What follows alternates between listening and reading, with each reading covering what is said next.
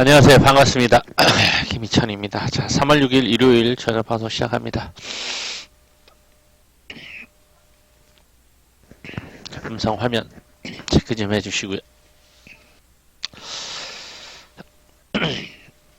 자, 아까 누가 어서 오세요. 자, 누가 댓글로 글을 남겼습니다. 어느 분이 월요일 또 하락인데 주식 계속 해야 될까요? 월요일 또 하락인데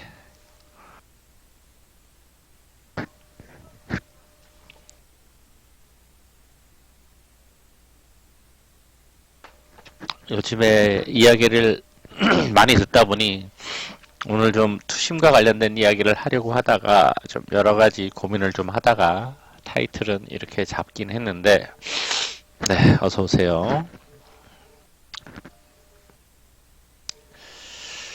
자, 이 이야기에 먼저 좀 결론적인 이야기를 할까 합니다.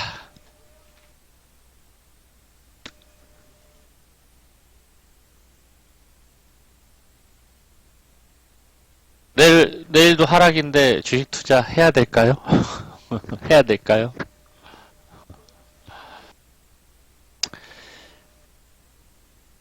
주식 격언 중에 이런 이야기가 있습니다. 전쟁의 대포소리, 총소리에 주식을 매수하라.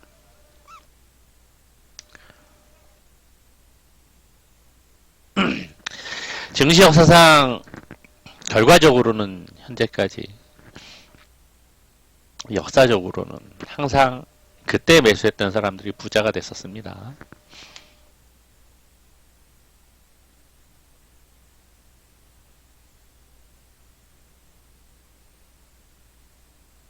증시 격언이 그냥 생겨난 게 아니라 우리의 격언과 속담들은 우리의 과거의 선조들의 오랜 이론이 아니라 몸으로 겪었었던 것들에 대한 글인 거잖아요. 그죠? 경험에 대한.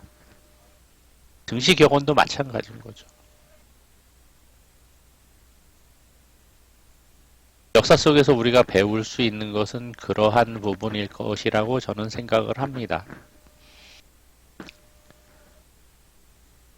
악재 속에서 매수를 해야 되는 거고, 포탄이 왔다 갔다 할 때 매수해야 되는 거고, 그 시간이 단지 조금 길어질 수는 있을지언정, 그때가 항상 바닥이었고, 저점이었다는 것을 항상 생각을 해야 되겠습니다. 그래서 역사를 배우는 거라고 저는 생각을 합니다. 역사를 무시하고서는 절대 미래가 있을 수는 없으리라고 보여집니다.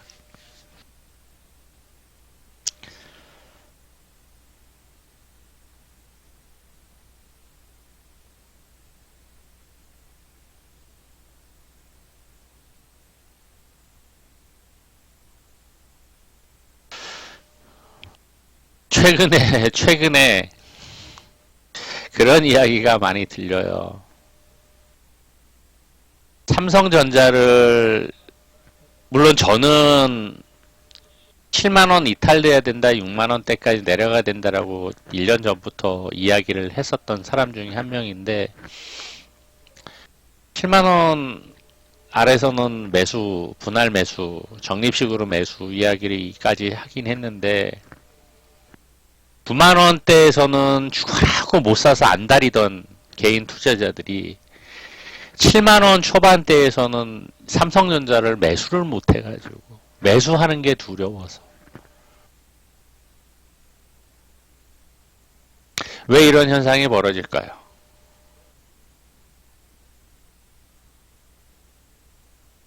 정말 최근에 그런 현상들이 많이 벌어져요. 왜 9만원대는 매수하려던 삼성전자를 왜 7만원 초반대에서는 왜 매수를 못하냐고. 왜 그럴까요? 어떤 이유일까요?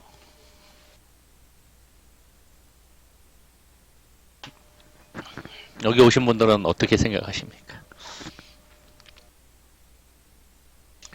왜 그럴까요? 9만원대 매수하려고 난리였잖아요. 못 사서 난리였잖아. 그렇지 않나요? 그때 기억이 까마득한 거일까요?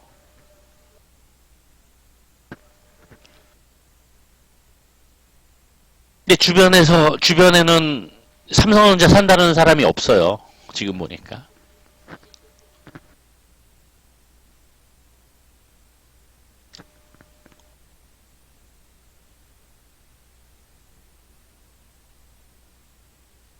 이게 인간의 심리일 것이라고 보여집니다. 인간의 심리.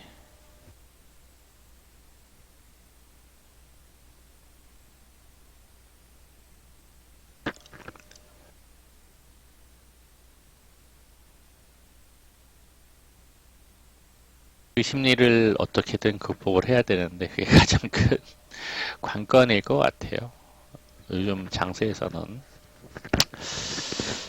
자, 아무튼 최근에 자꾸 들리는 이야기 중에 하나가 삼성전자를 9만원대 이렇게 매수를 하던 사람들이, 하려고 하던 사람들이 이제는 7만원 초반대 내려왔는데 매수하기가 두렵다고 이야기를 할 정도니 과연 이 심리는 어떠한 심리일까?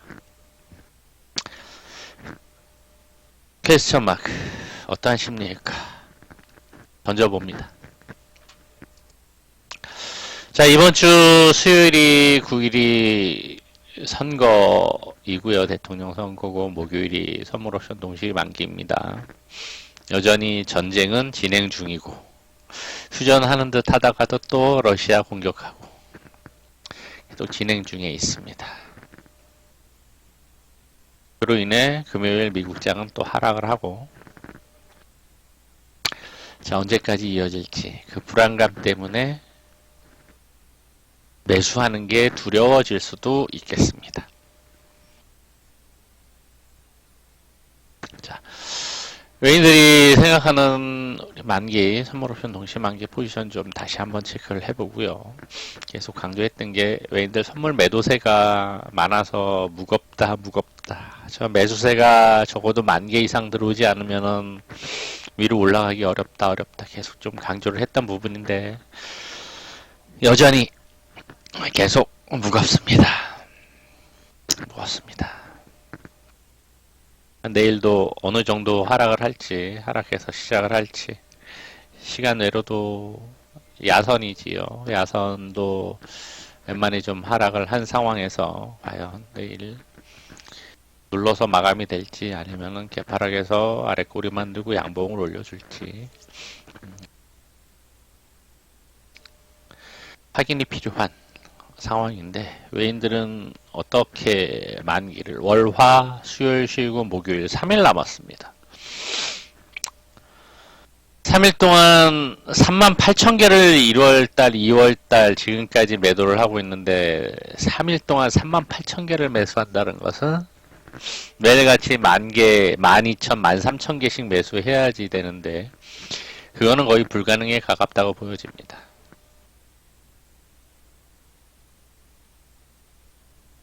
따라서 지수는 눌려 있을 수밖에 없을 거고,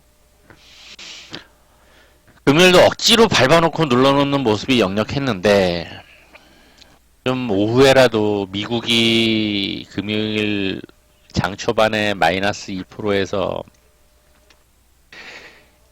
마이너스 0.5까지 올라올 때 1.5%, 1% 이상 저점 대비 올라왔는데 우리 지수는 올라오지 않았죠. 안 올렸습니다. 왜 안 올렸을까 이거? 눌렀다가 밀렸다가 미국은 이만큼 올라왔는데 우리는 하루 종일 박스권 만들었어요. 왜 그랬을까요? 원인이 뭐라고 생각을 하세요?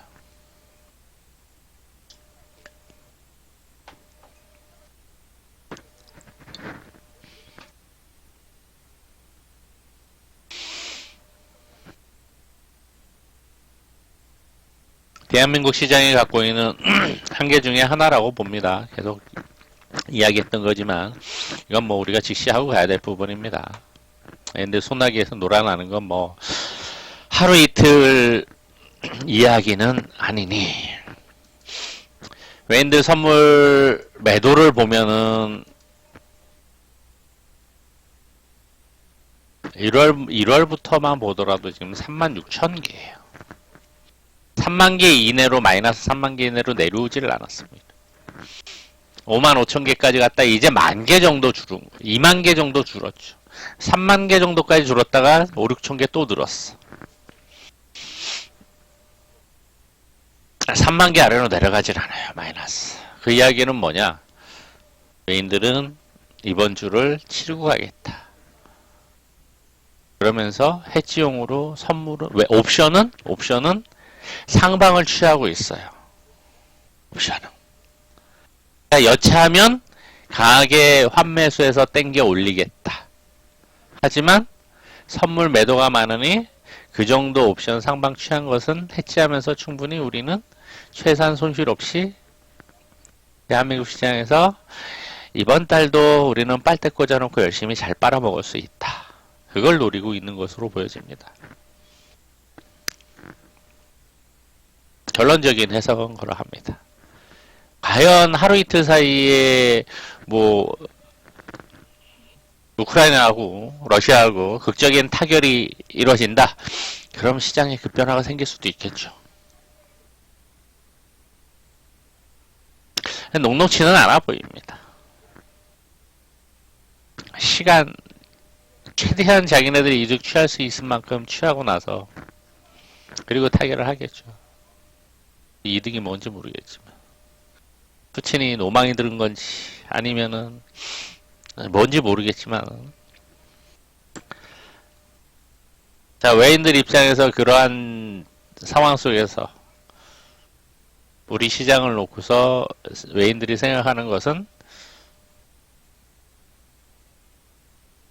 하루아침에라도 시장 급변화를 주면서 끌어올릴 준비는 되어 있다. 그런데 이게 언제냐? 이 포지션으로 좀 이야기를 해줍니다. 선물 매도는 많고 매도는 많고 포지션은 적정하게 옵션 구조로는 상방 비중이 상대적으로 크고 매도가 많습니다. 일정 부분 상방으로 옵션 구조에선 상방으로 올라가면 수익이 나는 구조인데 선물 매도가 많으니 전체적으로는 하방을 잡고 있는 모습입니다. 선물 옵션으로는 하방이에요. 근데 옵션 구조로는 만만하게 상승입니다. 그러니 지금 현재 상황에 변화가 생긴다라고 하면은 외인들은 충분히 선물을 급매수하면서 돌릴 가능성도 있는데 과연 이게 월, 화, 목요일까지 3일 동안 이루어질 수 있을 것인가? 그게 한 건이겠죠. 만일에 만기까지 그러한 변화가 없다라고 하면은 결국에는 갇혀서 마무리가 될 가능성이 커 보이고요. 365 아래에서 70까지는 못 올라갈 거고 365 아래인데 내일 개파락은 뭐 불보듯 뻔하니 370 아래에서 마감될 거, 360 아래에서 마감될 것이냐, 360 위로 갈 것이냐, 아주 관건이 되겠죠. 자, 결국에는 우리 시장을 가지고 노는 외인들 입장에서 볼 때는 요 360에서 한 355 사이에서 적절하게 위치를 잡을 텐데 지금 보는 모습으로는 뭐 옵션 구도로는 362가 좀 더 높아 보이는데 선물 매도가 많으니 외인들 선물 매수 정도가 관건이 될 것이라고 보여집니다. 계속 강조했던 게 외인들 선물 수급이 어느 정도냐에 따라서 위로 올라가느냐 못 가느냐가 결정이 될 수 있다라고 계속 이야기를 하는데 외인들 선물 매수가 안 들어와요. 안 들어오죠. 안 들어오면 뭐냐? 올리고자 하는 의지가 없고 지금 현 전쟁의 분위기나 이런 것들이 빠른 시간 내에 타결될 가능성을 외인들은 생각을 않고 있다는 것으로도 해석을 할 수가 있겠습니다. 슬픈 현실이죠. 우크라이나 사람들은 뭔 죄야. 군인들은 무슨 죄야.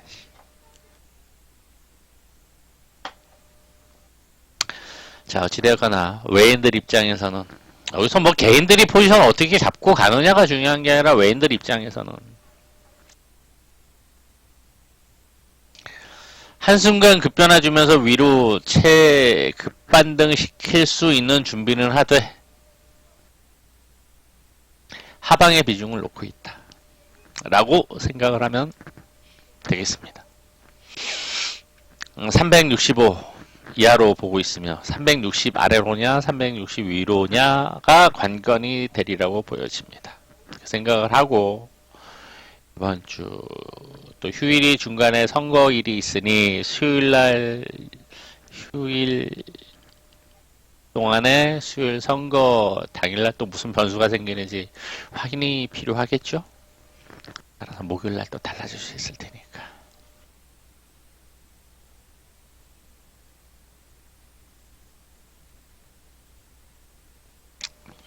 확인하고 가봅니다.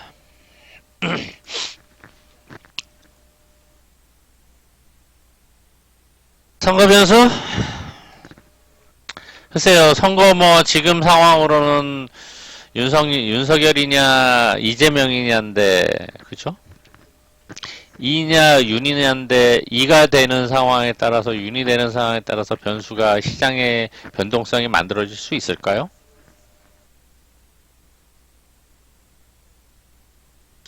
그다지 크게 없을 것이라고 보여지는데 누가 되든 뭐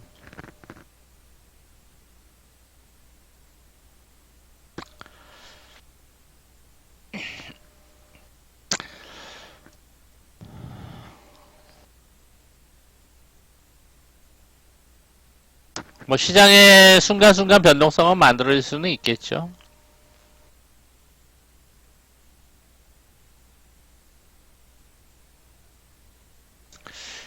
결과가 윤곽이 드러나는 게 9일날 하면은 10일날은 나오잖아요.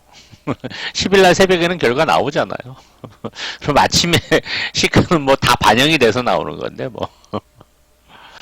지금 상황에서 우리 대선이 중요할까요? 전쟁 상황이 중요할까요? 우리 시장에 미치는 영향도는 이게 관건이겠죠.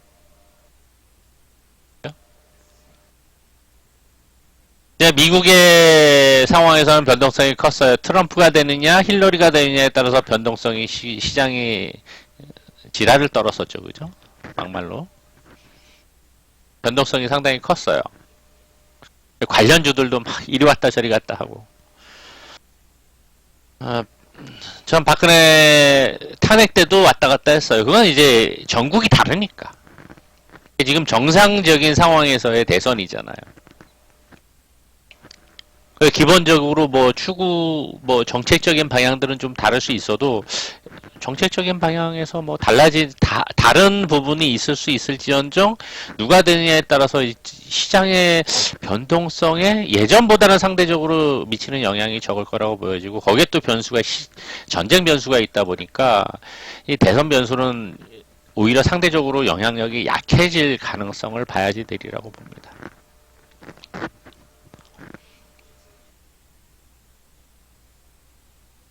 이번 대선은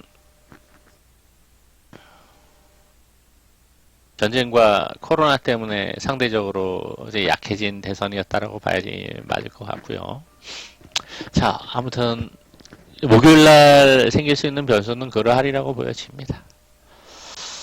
뭐 개인적인 견해니까 이제 목요일날 좀 봐야 될 것 같고 지금의 글로벌 이슈가 오히려 더 크게 작용하지 않을까 생각이 됩니다. 전쟁 변수가.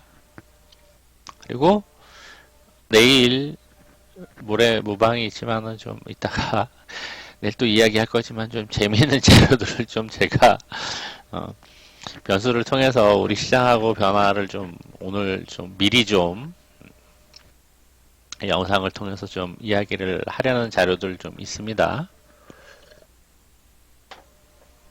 마지막으로 좀 그것도 좀 공유를 하면서 마칠 때니까 이따가 그 자료를 좀 보도록 할게요. 재미있어요. 자, 그래서 일단 목요일 3일 남은 선물 옵션 동시만기는 외인들 파워가 세요. 상대적으로 셉니다. 그래서 뭐 결론적으로 얘기하면 360을 중심으로 위쪽이냐 아래쪽이냐가 될 텐데 전쟁 변수가 어떻게 풀려가느냐에 따라서 치고 올릴 수도 있지만은 그 전후에서 마감이 될 가능성은 현재로서 높아 보인다라는 거 생각을 하고 주 중에 며칠 동안에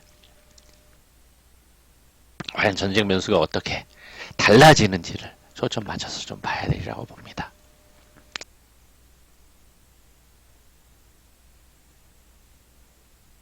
시황은 이렇게 이야기를 하고 넘어갑니다. 아울러 수급적인 측면에서 보면은 수급 이야기는 안 했는데 개인들 수급이 좀 컸죠, 그죠?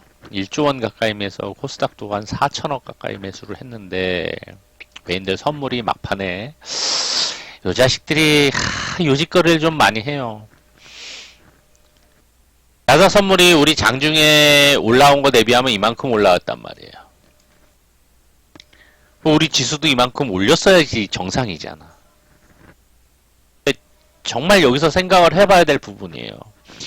왜 미국 선물은 우리 장중에 마이너스 2%까지 하락을 했다가 0.5까지 상승을 했는데 반등했는데 왜 우리는 이 정도 올라와서 횡보 마감을 했냐 이거예요.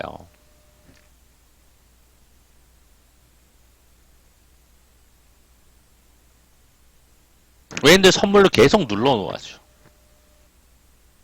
왜 그랬을까? 그리고 막판에 3,000개 매수했다 줄였어요.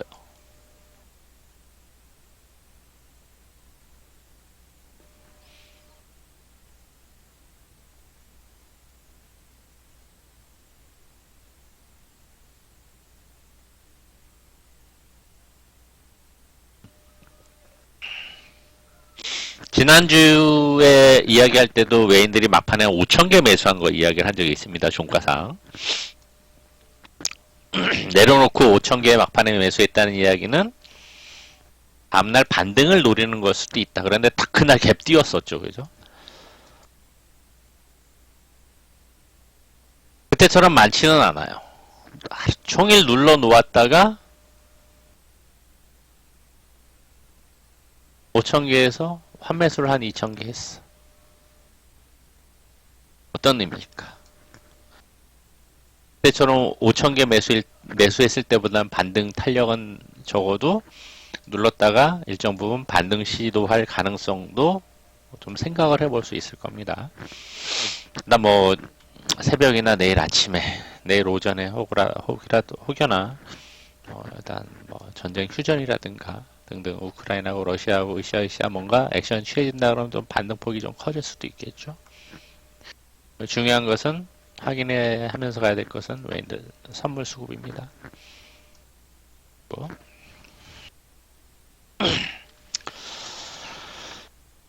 자, 이렇게 놓고 샤워 놓고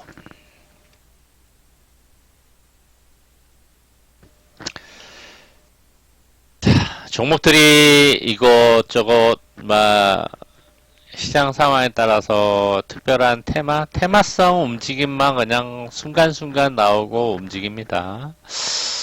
이제 주요하게 움직이는 종목 중에 하나는 해운주들이 좀 강하게 움직이죠. 조선하고.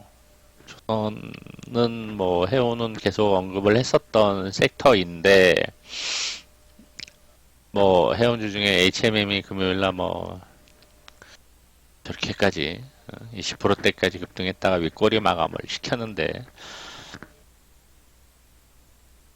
외국계 창구에서 외인들이 갑자기 수급이 들어와서 올려쳤었습니다.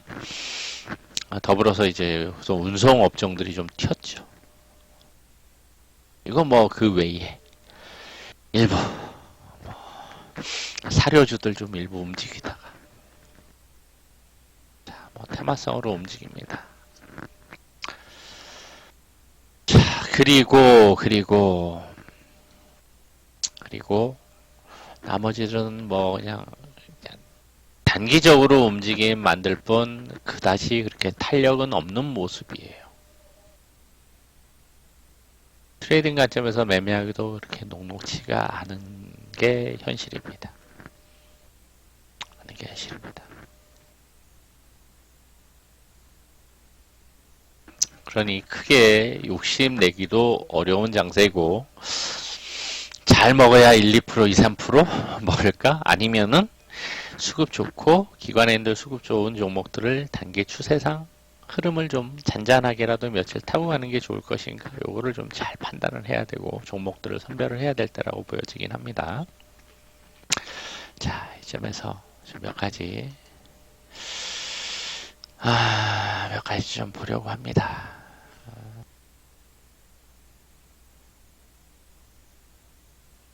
우리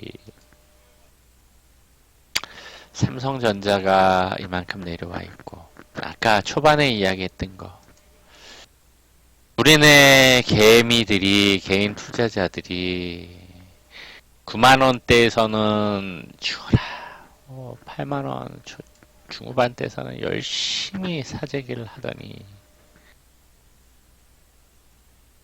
내려와서 반등하니까 손절하고 여기 반등했을 때 좀 많이 줄였을 건데 되게 소극적이죠, 그죠? 여기서는 이렇게 사더니 왜 여기서는 왜 못 살까? 아까 그 얘기를 한 겁니다. 왜 못 살까?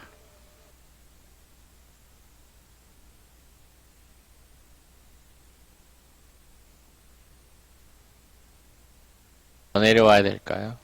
그래서 못 사는 걸까? 전쟁 때문에 불안해서 못 사는 걸까? 그 이야기를 한 것입니다. 자, 우리 환율을 좀 봅니다.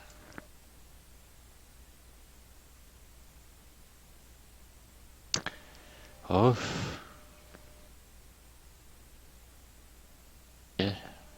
유럽은 직격탄이기 때문에 이렇게 내려올 수밖에 없을 거예요, 여러분. 이거 뭐 1200선까지 내려왔네 그냥.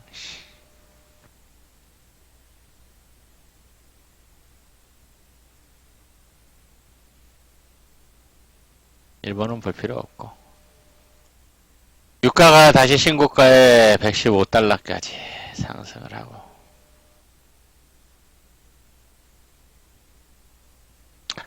환율이 다시 신고가를 가고 환율이 다시 신고가를 갔습니다. 중국이 1% 하락을 하고 자, 여기서 우리가 좀 생각을 해볼 게 있습니다. 트렌드상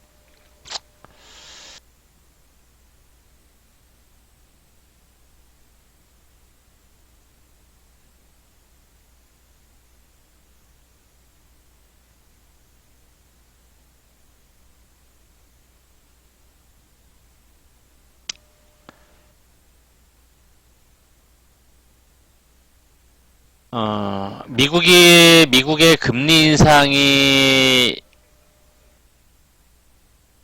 3월 달에 3월 17일 날 결정이 될 거고, 그죠?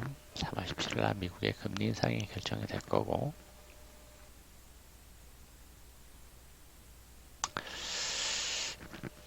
그에 따라서 우리 환율이 어떻게 될 것인가에 대해서 이야기도 많이 나오고 있고.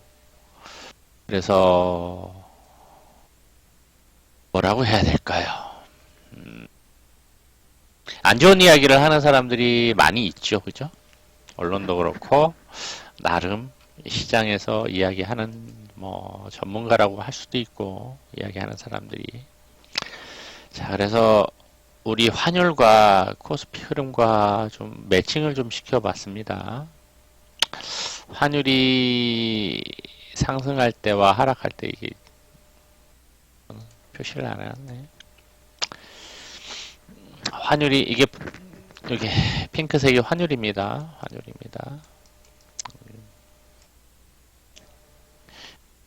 넣어놨네요. 환율. 그 다음에 파란색이 우리 코스피 지수. 자, 환율 상승할 때 지수는 하락을 하고, 환율 하락할 때 지수는 상승하고, 그러했죠, 그죠? 그래서 이번에도 뭐, 그러한 모습을 보여줍니다. 상승할 때만, 환율이 하락할 때만 제가 표시를 해놓은 건데. 자, 보면은, 이런 모습을 보여주었어요. 그죠?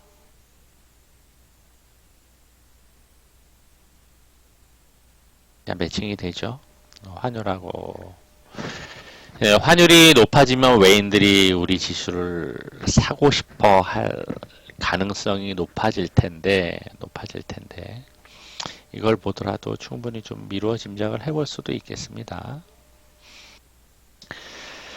자, 그리고 미국의, 이것은 미국의 이제 기준금리하고 원달러 환율인데, 달러 인덱스. 원달러 환율이 아니에요. 잘못 적었네. 달러 인덱스. 달러 인덱스입니다.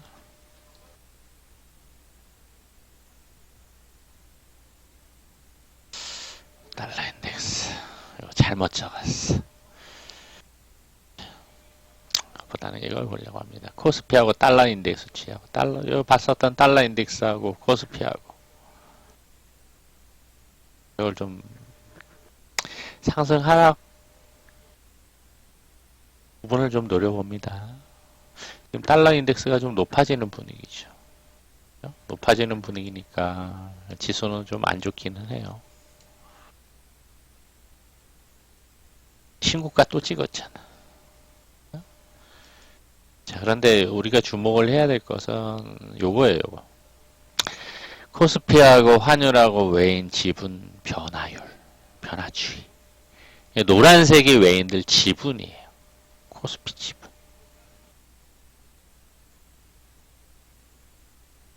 21년도 12월 달까지이긴 한데 1, 2월 달이 지금 포함이 안 되어 있긴 합니다. 자, 그런데 환율이 올라갈수록 외인들 지분이 늘어나는 현상을 볼 수 있습니다. 거기서 또 올라간 거죠, 사실. 그래서 이 이야기를 한 거예요. 또 올라갔어. 여기까지보다는 여기까지 외인들 지분이 늘었는데 또 올라갔다고 여기서.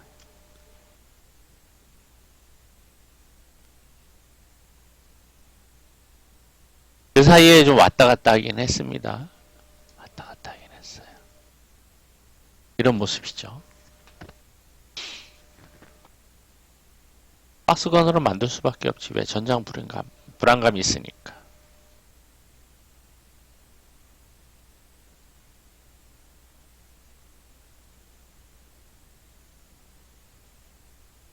근데 외인들 지분율이 많이 하락을 한 상황에서 지분을 늘리기 시작하면 그 시간 뒤에 시간차는 있을 수 있을지언정 여기서 다시 지분이 이렇게 내려갈 것인가? 15년 이전 지분율까지 내려갈 것이냐? 거기서 내려간다 그러면 언제까지 내려갈까요? 금융위기 때까지 내려가겠죠. 팬데믹 때도 그 정도 안 내려갔던 상황인데.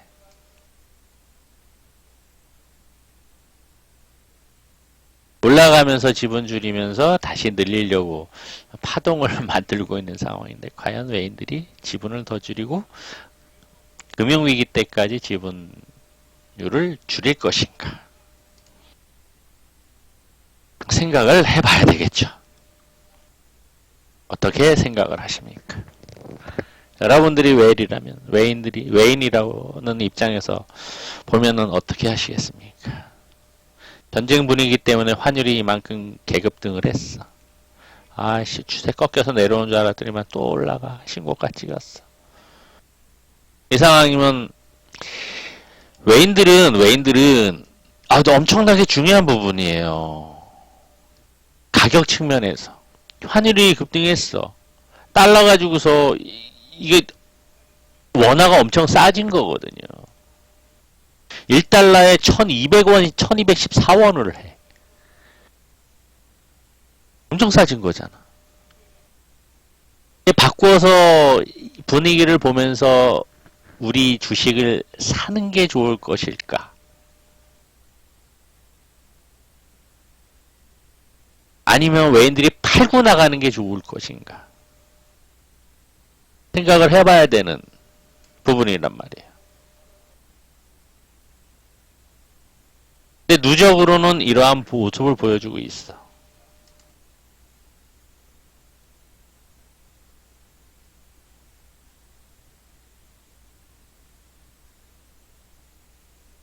과연 이후에 전쟁 분위기가 계속 더 악화돼가지고 이렇게 내려갈 것인가? 아니면은 약간의 변동성은 있더라도 늘려갈 것인가를 생각을 해봐야 되겠죠. 환율, 지분율 변화,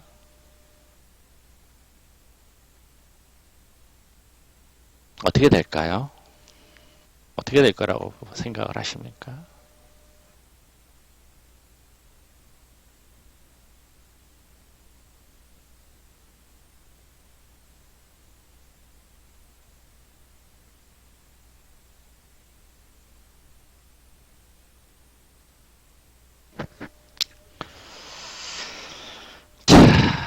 그리고 요거는 좀 코스피 연간 상승률을 좀 보여주는 건데, 이거는 좀, 우리가 지금의 현재 상황에서 우리의 과거 역사를 통해서 어떠했는지를 좀 돌아보는 것도 중요할 것 같아서 제가 주말 내내 좀 자료를 준비를 해서 좀 이야기를 합니다. 왜냐면은 지금 뭐 종목 이야기하고 뭐 테마 이야기하고 탄력 없는 상황에서 무슨 종목 매매하는 게 좋고 테마는 어떤 거고 이런 얘기는 쓰잘데기 없이 의미 없을 것이라고 보여집니다. 지금 상황에서 우리의 마음 자세하고 투심을 어떻게 가다듬고 어떤 준비를 하느냐가 상당히 중요하리라고 봅니다. 중요하리라고 봅니다. 자, 과거 우리 80년도부터 지금까지 40년이잖아요. 그죠? 40여 년 동안의 흐름이에요. 이거는 이제 로그 곡선이 아니라 일반 곡선으로 나타내진 건데, 상승률 엄청 커 보이긴 합니다. 그래서 또 한번 할 텐데, 이때 뭐, 보면 80년대 초반에는 일본 자산 버블이 있었던 거고, 부동산 포함해서, 우리 삼지 호황이 있었죠. 엄청나게 상승을 했었습니다. 그래서 이때 대세 상승기, 그 다음에 이때도 대세 상승기. 사이클이 있죠. 17년, 15년에서 18년, 20년 주기입니다. 15년에서 20년 사이 주기예요. 그리고 요 사이클.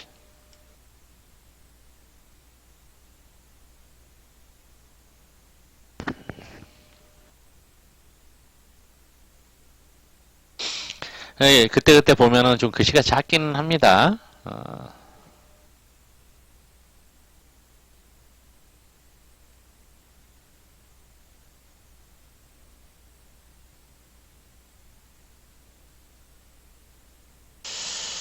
자, 뭐, 이때, 플라자 합의는 뭔지 다 아시죠? 플라자 합의.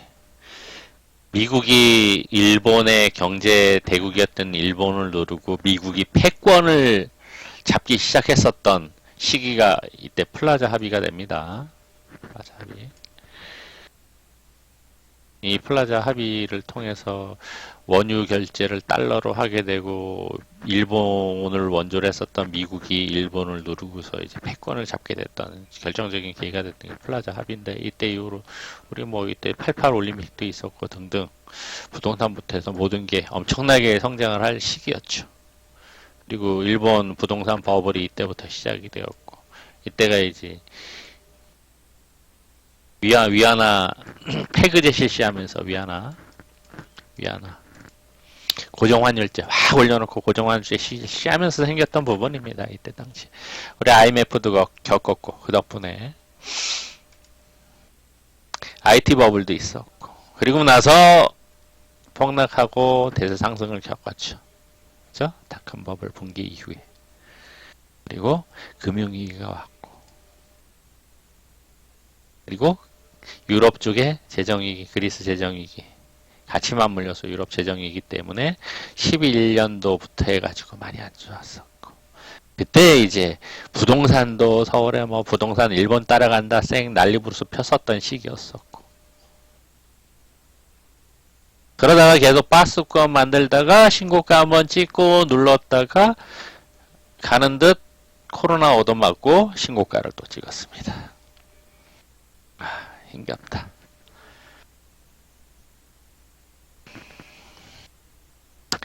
이거를 이 상황 속에서 우리 코로나가 우리 코스피 지수가 연간 상승 하락률 보면은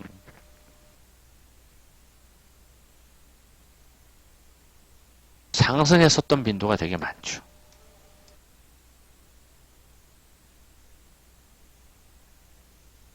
최근 10년 동안의 상승률은 상대적으로 적어도 그래도 연도별로 볼 때 상승했었던 비율이 훨씬 더 많습니다. 80년대는 엄청난 상승을 했었죠. 연도별로 상승했었던 비율이 커. 그렇죠?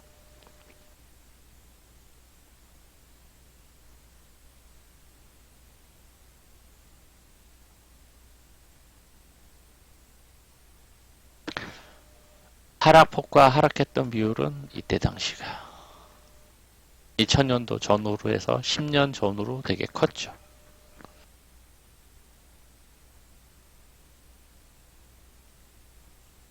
사이클을 이야기를 했었습니다.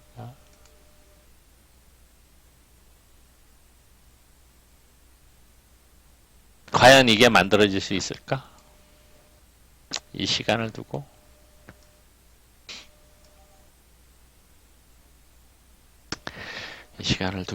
만들어질 수 있을까? IT 버블과 IMF IT 버블 이후로 대상승, 미국의 자산 버블 이후로 대상승. 이번에 전 세계 코로나 위기 이후로 과연 또다시 대상승 흐름이 만들어질 수 있을까? 생각을 좀 해볼 부분이라고 보여집니다.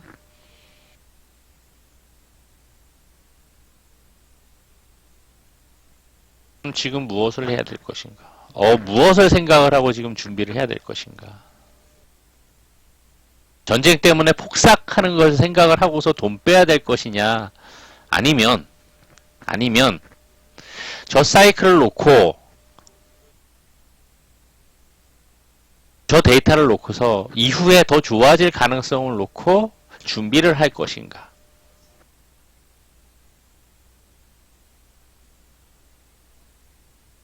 우리 개미들이 과연 우리 개인 투자자들이 어떤 생각을 하고 준비를 해야 될 것인가?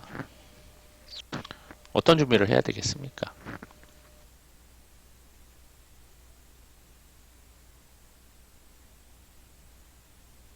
이걸 놓고서 이후에 흐름을 생각을 해야 될까요?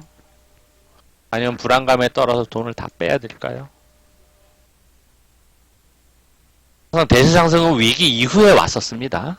위기 이후에.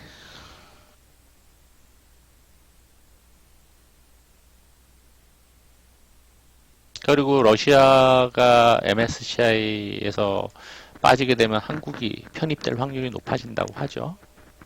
일단 좀 생각을 해볼 부분이고요. 그러니까 지수가 상대적으로 밀리지 않는 배경도 있는 거죠. 여러 가지가 이유가 있어요. 여러 가지 이유가 있는데. 자, 이 부분도 우리가 좀 생각하면서 준비해야 될 거. 전쟁 이후에.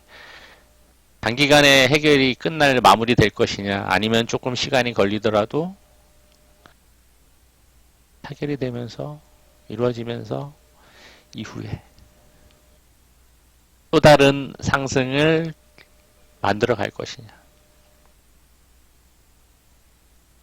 그러면 어떠한 섹터들을 우리가 타겟으로 매수를 할 것이냐.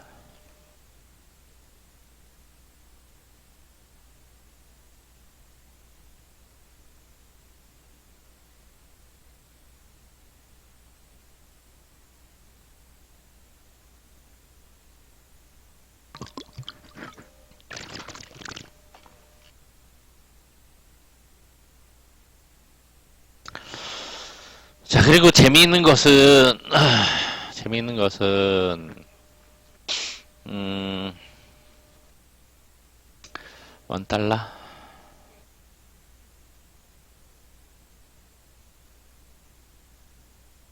달러 맞아.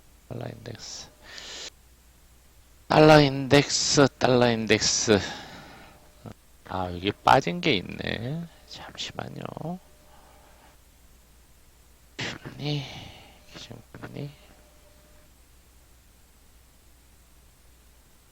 몇 가지가 좀 빠져 있는데, 잠시만요. 데이터가 있는지 좀 볼게요.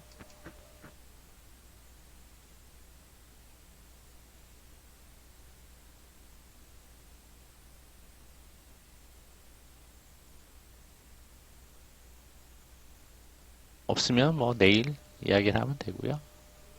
없나 보다. 이게 안 들어가 있지?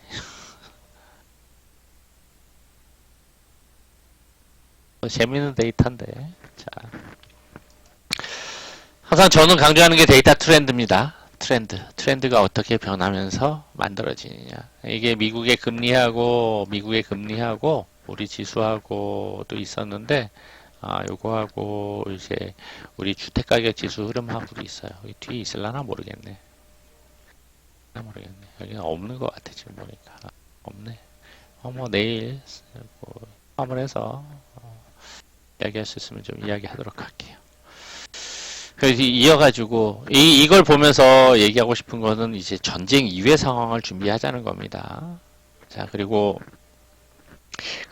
계속 현 정부에서 실패했던 정책이 부동산 정책이잖아요. 그리고 차기 누가 되든 윤이 되든 이가 되든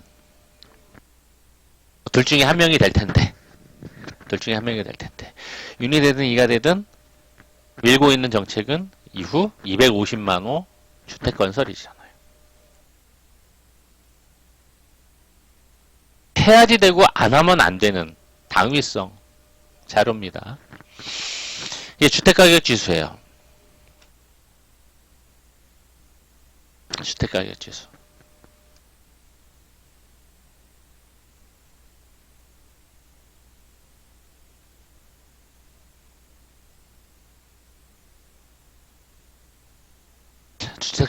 전국 주택가격 지수인데 작년에 20%가 올랐어요. 평균. 근데 이게 뭐냐면 미분양 건수예요. 미분양 건수가 피크를 찍고 미분양 건수가 증가할 때도 같이 증가했었죠. 그죠? 매매 가격 지수니까. 빨간색. 파란색은 전세 가격. 전세 가격이 먼저 오르다가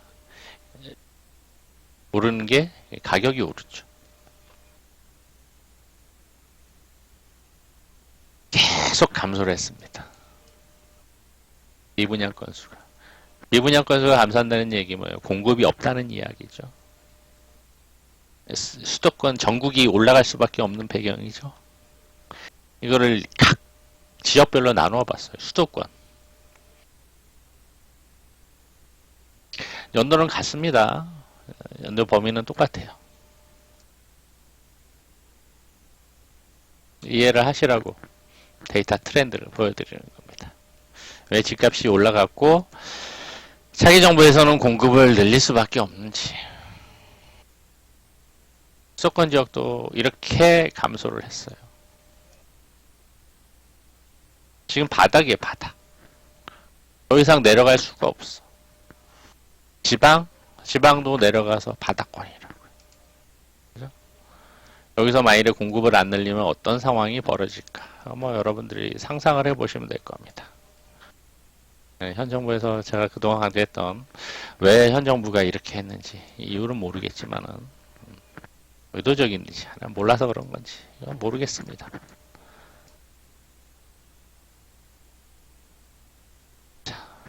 수도권별로 부산도 그렇고 대구도 그렇고 광주도 그렇고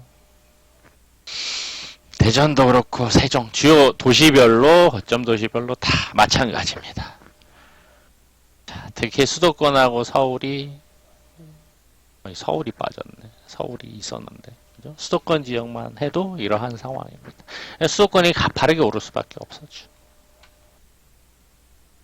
250만화가 어느 정도 효과가 나올지 모르겠지만 늘리는데도 적어도 최소한 준비하고 시작하면서도 3년에서 5년이 소요가 될 겁니다.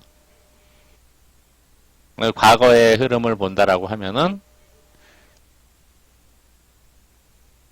가격 측면에서 보면 미분양 건수가 증가를 하더라도 가격 지수는 일정 부분 완만하게라도 상승하는 모습이 나오게 되죠. 수요를 미분양이 못 따라가기 때문에, 공급이 못 따라가기 때문에 그러합니다. 자, 이 이야기를 하는 이유는 당위성 측면에서 누가 되든 이가 되든 윤이 되든 계속 이야기를 하는 게 공급을 늘린다라고 이야기를 하죠.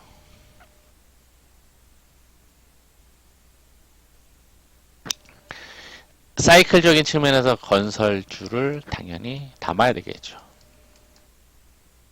그렇죠? 그다음에 물론 이제 또 전쟁 측면에서 본다라고 하면은 전쟁이 끝나면은 뭐 피폐해진데 우리나라 해외 건설 회사들도 좀 많이 있어요.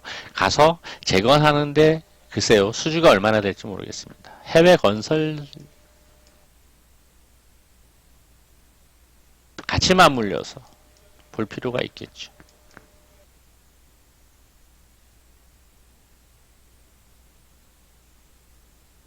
반드시 편입이 되어야 될 섹터라고 저는 생각을 합니다.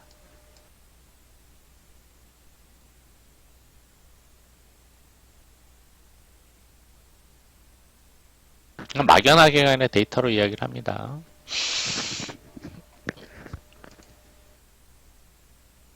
자, 아울러 이 부분은 또 계속 강조했던 부분이에요. 이 대내적인 부분도 있지만은 대외적인 부분들도 이야기를 했어요. 지금 대외적인 부분. 그럼 나오겠죠. 어떤 회사가 될지. 그리고 계속 강조했던 부분입니다. 조선 해운 같이 맞물립니다. 네, 해운주들도 같이 뜨죠. 해운주도. 물류 쪽이 되죠. 국제 물류. 그죠?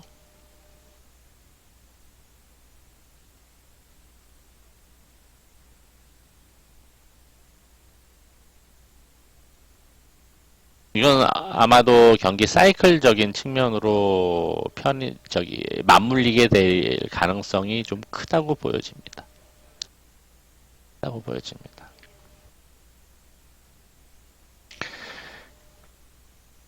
그러니까 내가 보유할 수 있는 종목 중에, 섹터 중에 반드시 들어가야 될 섹터.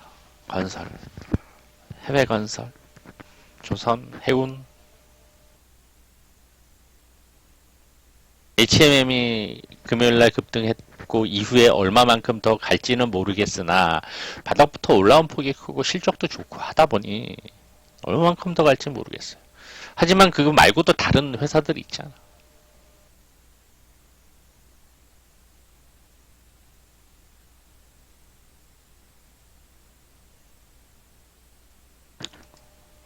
계속 강조합니다. 이 부분은 계속 강조합니다.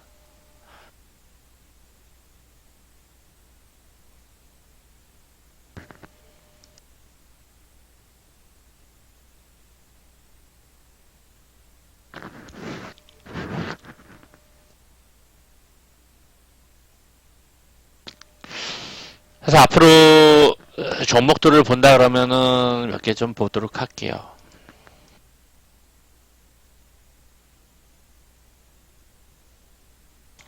삼성전자는 아까 예를 들어서 설명하긴 했는데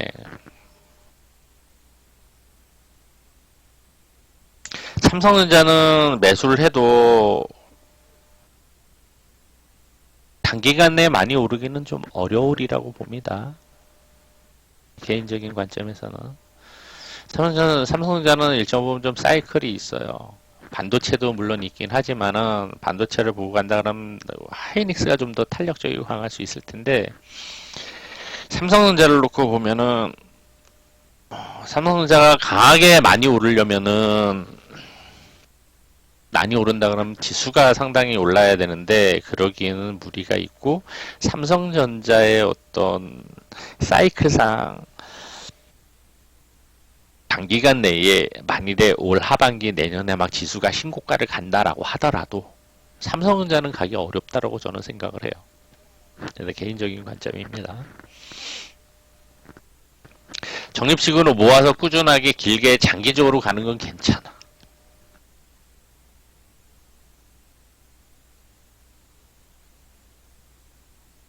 근데 단기간 내에 1, 2년 내에 삼성전자가 지금 뭐 7만원대에서 10만원, 15만원 가기를 희망을 하면서 매수한다? 그거는 좀 저기 욕심을 내려놓고 생각을 해야 된다라는 거. 생각을 해야 된다. 삼성전자가 안 가고 지수가 간다 그러면은 지수가 완만하게 올라갈 수가 있어요. 다른 섹터들 움직이면서 그렇게 만들어 갈 거라고요.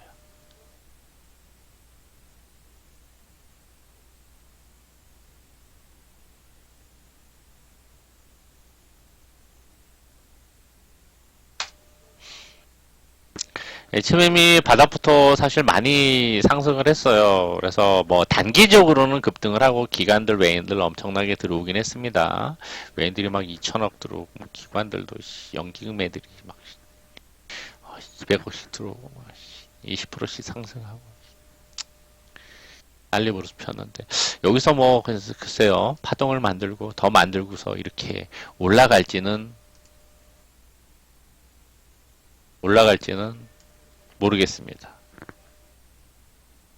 그만큼의 ROE 좋고 실적 좋아지고 하기 때문에 더 올라갈지는 봐야 될 텐데 좀 분석이 필요할 거라고 보여지고요. 물론 오버슈팅도 가능하기 때문에 불가능하지는 않으리라고 봅니다. 하지만은 과연 그렇게 빠르게 올라갈 수 있을지는 좀 확인이 필요할 거고 그 외에 다른 해운주들이 있어요. 부담스럽다라고 하면은 볼 필요가 있겠죠. 트레이딩 관점에서도 뭐 괜찮을 거고 얘는 제가 보기엔 기술적으로는 이러다가도 조금씩은 이렇게 내려와서 이후에 흐름을 좀 타지 않을까 싶은데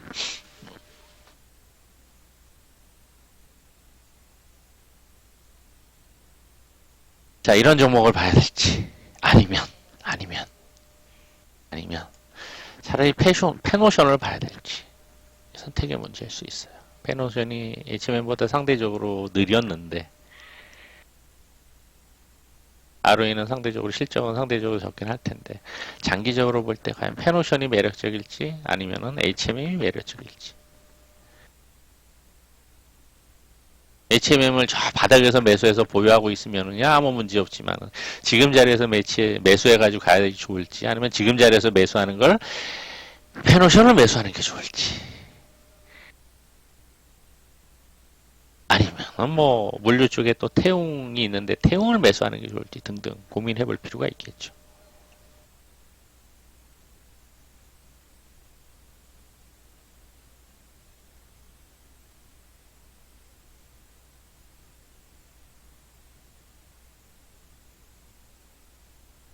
자, 앞에 건설주들 이야기를 했는데 건설 대형주들도 볼 때 건설주 최근에 조금 강한 모습 보여주었었죠. 뭐 삼성물산은 건설이면서 지주사격이다 보니까 삼성바이오하고 뭐 삼성 전반 다 가지고 있는 거니까 그죠? 얘를 볼 것이냐, GS건설을 볼 것이냐.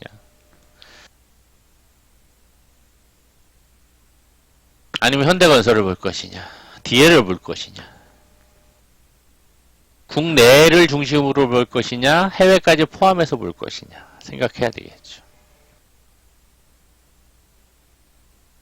해외까지 포함해서 보면은 삼성 엔진이냐, 현대건설이냐,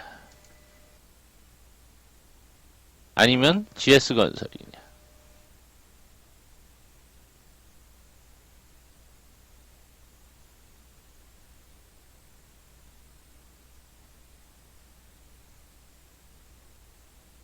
다 연기금도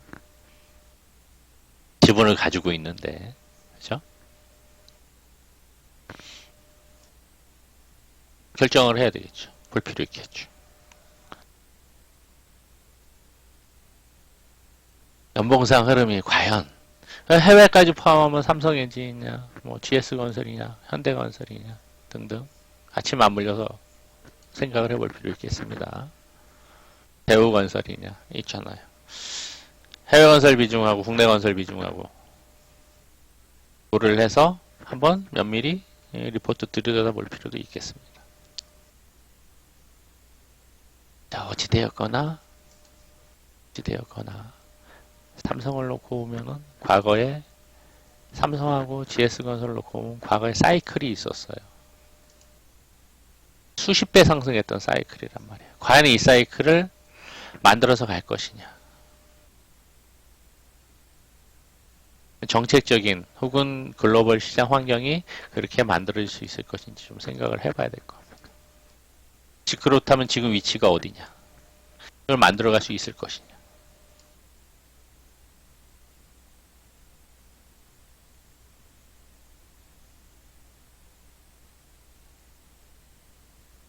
한번 사이클 타면 얘네들은 10배는 기본으로 올라갑니다.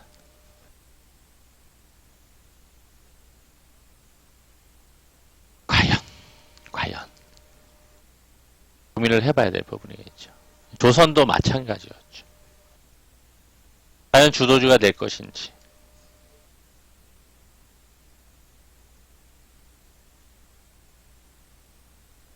다른 섹터들은 이야기를 안 했는데 지금 이 분위기와 같이 맞물려서 주요하게 지금 초점 맞춰서 볼 수 있는 섹터들일 수 있잖아요. 그렇죠? 그래서 전쟁 이후를 준비를 하는 측면에서 본다라고 하면은 주요하게 관심 갖고 봐야 될 섹터. 단기야 이제 테마성 매매하면 되는 거고 중장기적인 측면에서 과연 관심 갖고 봐야 될 것이냐, 매수해야 될 것이냐에 대한 고민을 해야 될 시점이라고 보여집니다.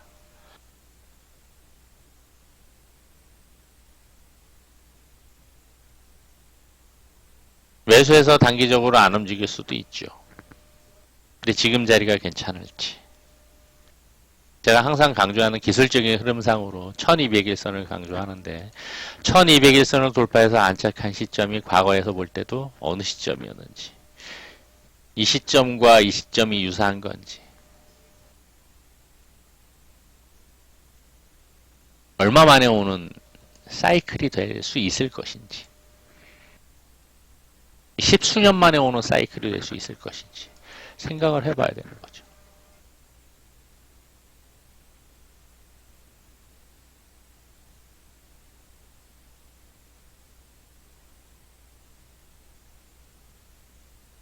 자, 아까 이 데이터에는 지금 보니까 제가 포함을 안 시켰네요. 보니까 있었는데 분명히 포함시킨 것 같았는데 없는데 미국의 기준금리하고 우리 코스피 지수하고 달러 인덱스하고 있는데 미국의 기준금리하고 코스피 지수하고 연관된 게 있었는데 그게 빠졌네 보니까 달러 인덱스하고 코스피는 있는데 달러 인덱스하고 우리 주택가격 지수하고도 변화가 있어요. 데이터 만들어 놓은 게 있다.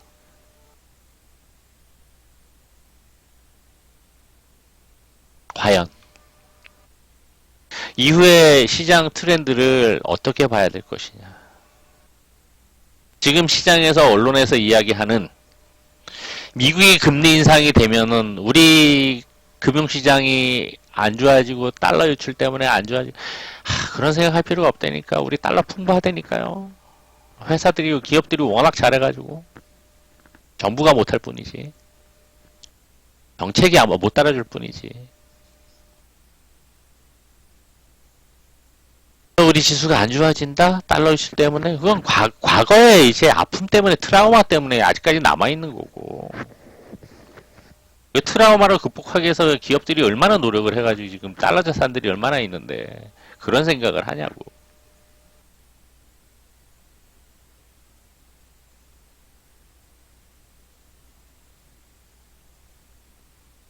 그 자료를 포함해가지고 내일 공개 방송할 때 좀 같이 좀 잠깐 좀 추가로 좀 이야기를 해드릴게요. 그러니까 지금의 전쟁 분위기가 일단락 되어질 거란 말이죠. 그죠? 여기서 핵전쟁까지 갈까요? 3차 대전까지 갈까요? 과연? 그렇게 생각을 해야 될까요? 그게 맞을 것인가? 어느 정도 시간이 조금 필요하더라도 일단락되고 협상이 되고 타결이 돼서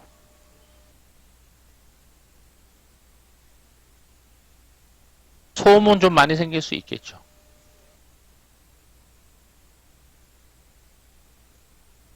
또 다른 좀 문제가 있기는 한데 그거는 또 지금 이야기할 부분도 아니고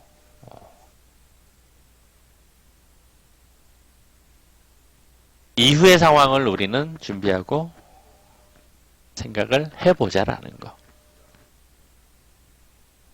과거 역사가 그래왔듯이 증시 역사가 말을 해주듯이 정신병자라서 예측 불가 노망이 들어서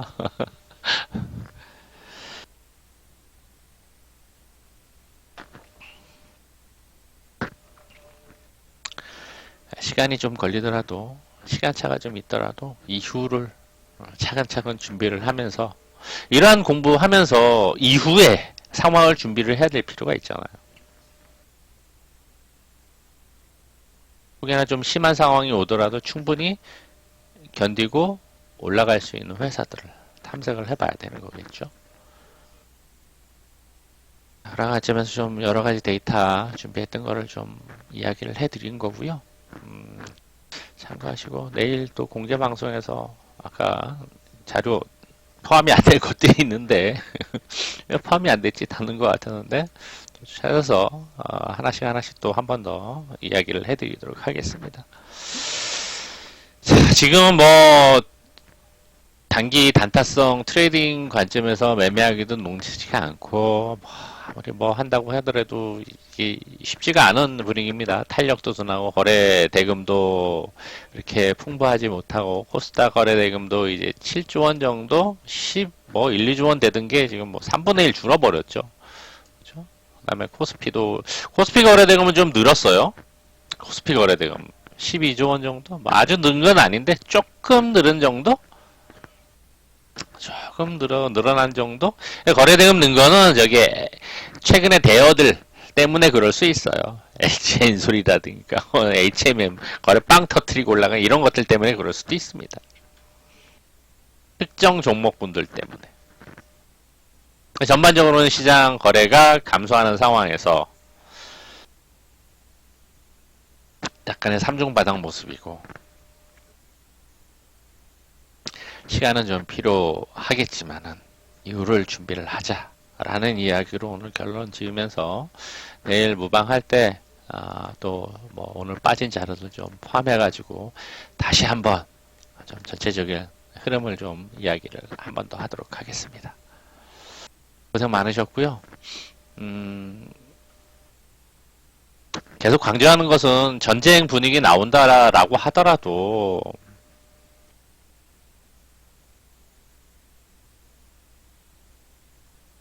너무 공포감을 갖거나 두려워하실 필요 없다라는 거.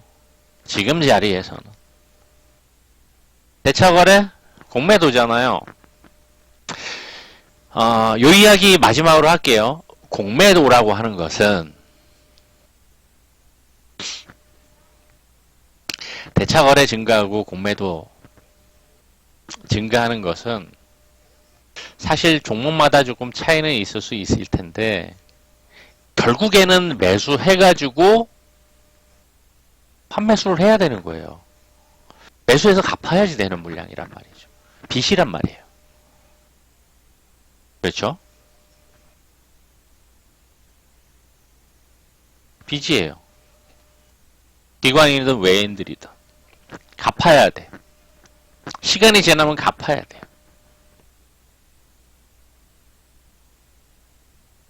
그 상황이 급박하게 오면은 호재가 될 수 있어, 오히려. 수급적인 호재가 될 수 있어요.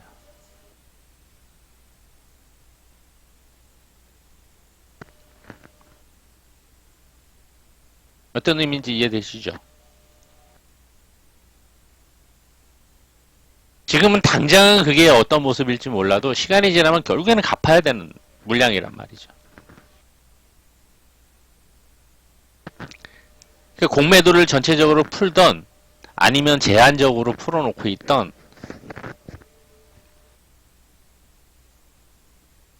그게 어찌 보면 중장기적인 관점에서는 공매도 많은 종목이 호재가 될 수 있어요. 결국에는 갚아야 되거든. 사서 갚아야 되거든. 저는 이제 공매도를 하는 것은 그런 부분도 있습니다.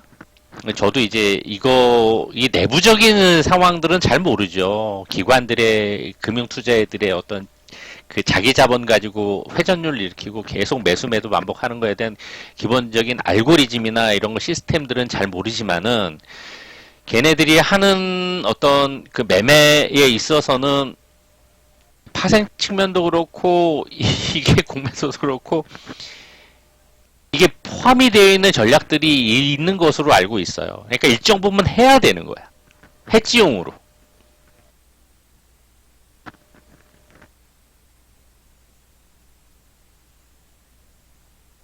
당연히 해야 되는 것들 중에 하나인 거죠. 그러니까 우리는 옵션을 하더라도 콜만 보거나 풋만 보고 대박을 노리고서 하는데 이게 자금이 커지거나 전략적으로 이제 운용사들은 전략적으로 분배를 하는 거죠. 해지용으로. 선물을 매도를 했으면 아까 보여드렸잖아. 선물을 매도를 했는데 선물까지 포함해서 오면 하방이에요. 근데 옵션은 상방을 취하고 있다. 왜 이럴까? 해지용이란 말이에요. 마늘을 대비하는 거라고. 풀려서 가면은 선물 매수해서 올려버리면은 옵션과 함께 수익 실현하면서 올라갈 수 있는 거니까. 그래서 해지용으로 다 있는 거거든요. 만일을 대비하는 거죠. 공매도가 무조건 나쁘다라고 얘기할 수도 없는 거고 공매도가 많아졌다라고 하면은 그게 나쁜 거라고 이야기할 수는 없어요. 할 때는 밀릴 수 있어도 오히려 그게 호재가 될 수도 있는 거죠.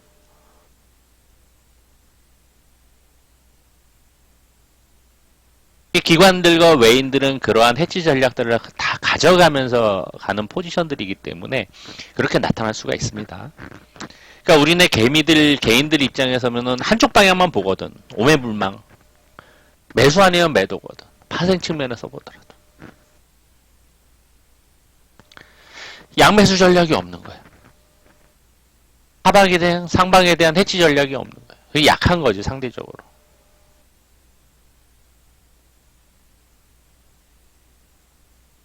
우리 개인들이 좀 더 스마트해지기 위해서는 그들의 전략에 대한 이해도 필요한 거고 이러한 자료들을 트렌드들을 보고서 언론에서 떠드는 이야기들은 오히려 안 좋은 이야기일 수밖에 없어요. 소음일 수밖에 없고 금리 인상되면 우리 지수 어디까지 떨어진다 막 개판된다 막 이런 이야기들 많이 한다고. 그게 자기네들 언론 플레이 하기 위해서. 근데 실질적으로 데이터로 볼 때는 어때?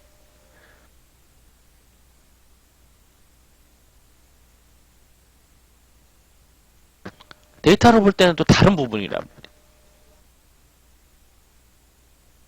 말이에요. 금리하고 주가지수하고 지금 데이터가 빠졌다고 했는데 나중에 요거 같이 봅니다. 금리하고 주가지수하고 보면은 금리가 올라갈 때 주가지수 같이 따라 올라간다. 근데 언론에서는 그런 이야기 안 하죠. 그러니까 모든 게 양가 감정들이 다 있는데 중요한 것은 과거에 지금까지 트렌드가 어떻게 흘러왔는지를 보는 게 중요한 거죠. 또 우리 개인 투자자들도 스마트해질 필요가 있어요. 언론 플레이에 놀아날 필요가 없단 말이죠.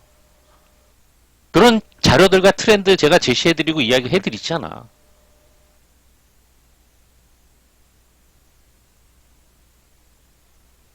이런 자료 만들어가지고 이야기해주고 설명드리는 사람이 누가 있어요. 매수해가지고 5% 10% 먹었다 자랑만 하지. 그러니까 이런 트렌드를 알아야지 될 필요가 있단 말이에요. 우리 개인 투자자들도. 그래야지 좀 더 스마트해지고 자신감이 생길 수 있고 불안감이 낮아지면서 과감하게 매수할 때는 매수할 수가 있는 거죠.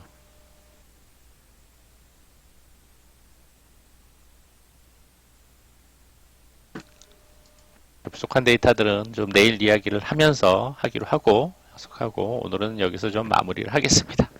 고생 많으셨고요. 편안한 밤 되시고 내일 아침에 뵙겠습니다. 좋은 꿈 꾸십시오.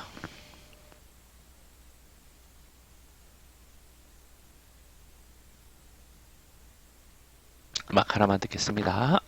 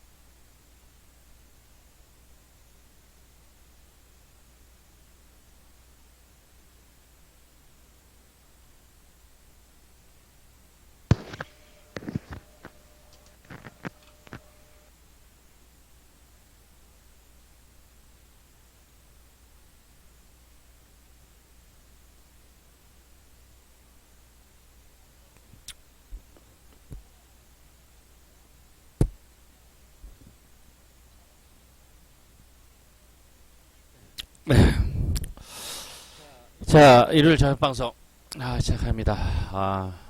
이틀 내내 비가 추적 내리네요. 여름도 오기 전에 장마가 시작되려는지 비가 오니까